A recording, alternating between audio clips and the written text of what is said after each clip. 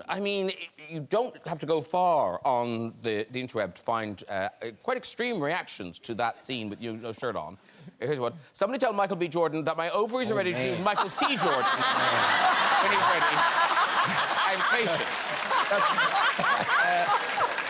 There's more. There's a lot more. Here's another one. Does Michael B. Jordan make anyone else want to rip their lungs out and eat them whole? People are funny. There's a lot of people funny. Like, that doesn't seem an erotic reaction. That's creative. That's so creative. You are so sexy, I'm gonna eat my lung. Here's another one. I would sell 3 toes and 1 kidney to be in the same room. Oh, Is there a market for toes? I mean, a kidney, yes, but yeah, I don't know. Every time I think about Michael B. Jordan, my uterus combusts into flame.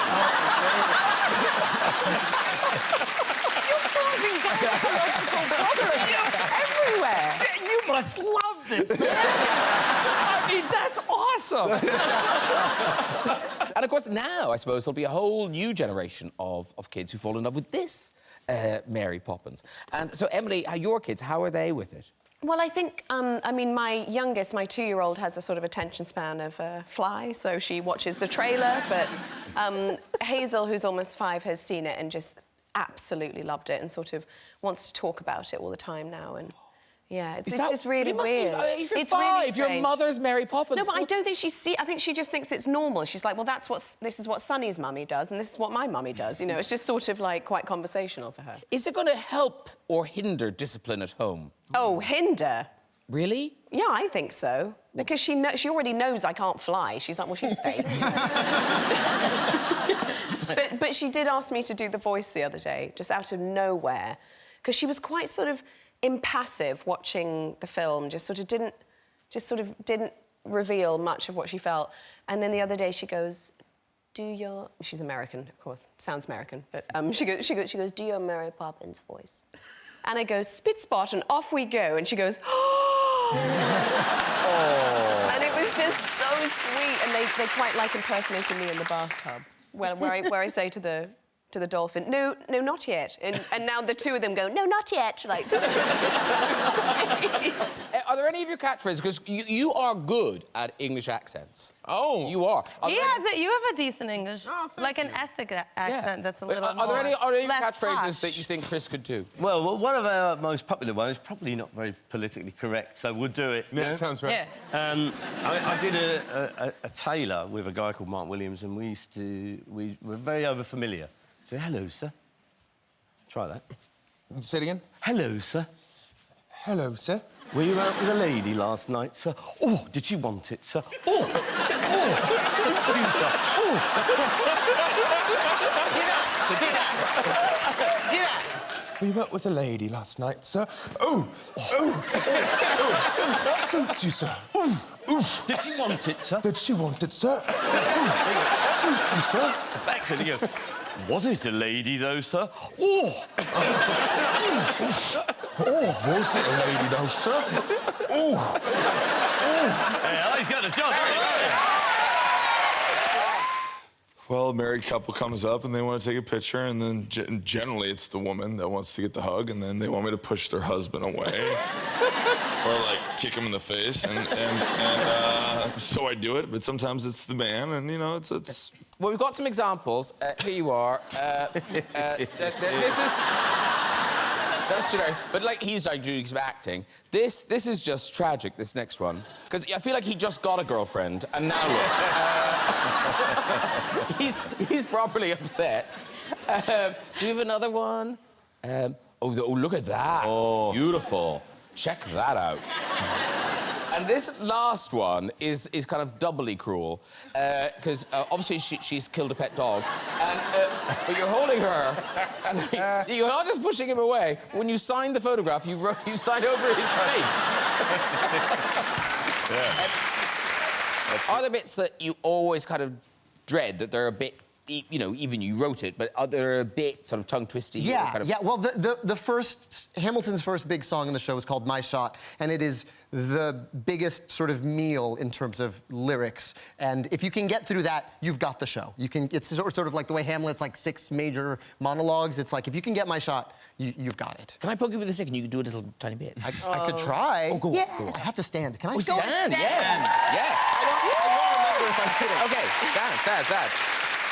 I'm gonna get a scholarship to King's College. I probably shouldn't brag, but dag, I'm amazed and astonished. The problem is I got a lot of brains but no polish. I gotta holler just to be heard with every word. I drop knowledge. I'm a diamond in the rough. A shiny piece of coal trying to reach my goal. My power of speech unimpeachable. Only 19, but my mind is older. These New York City streets get colder. I shoulder every burden, every disadvantage I've learned to manage. I don't have a gun to brandish. I walk these streets famished. The plan is to fan this spark into a flame. But damn, it's getting dark, so let me spell out the name. I am the ALEXANDER.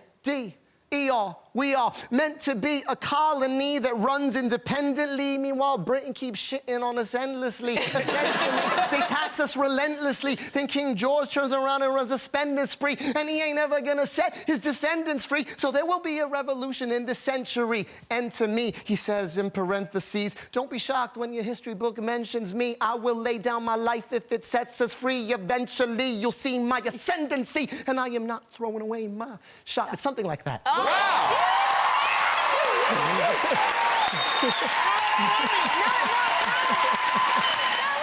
But talking of sleepwalking, Jamie Dornan. Hello. Now, you don't sleep-eat. Sleep-eat? You don't sleep-eat. Probably not, no. No, but you do sleepwalk. Listen, that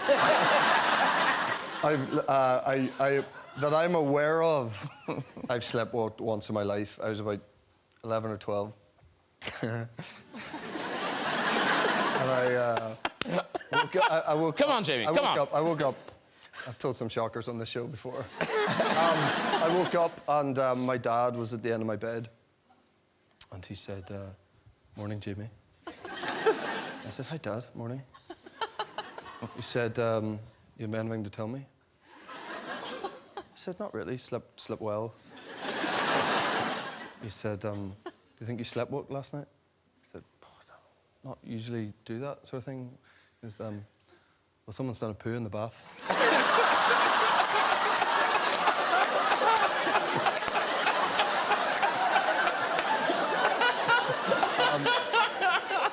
As it turns out, by sort of process of elimination, with my sister's working his way down the hole, and there's, you know, it was me. But you decided you were going to learn how to fly because Neil Armstrong loved planes. Mm-hmm. This is right. Yeah.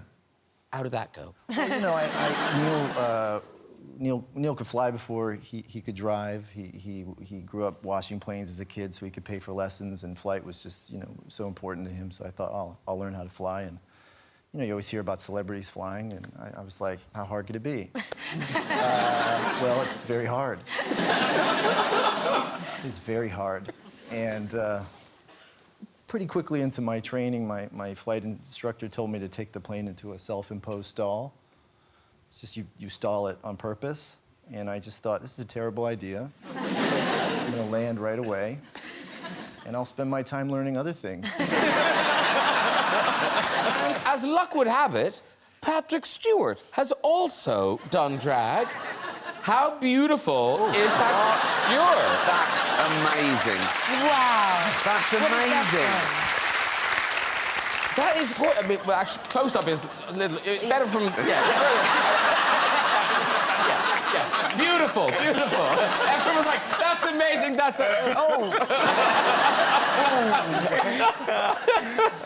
But now you have a drag name, don't you?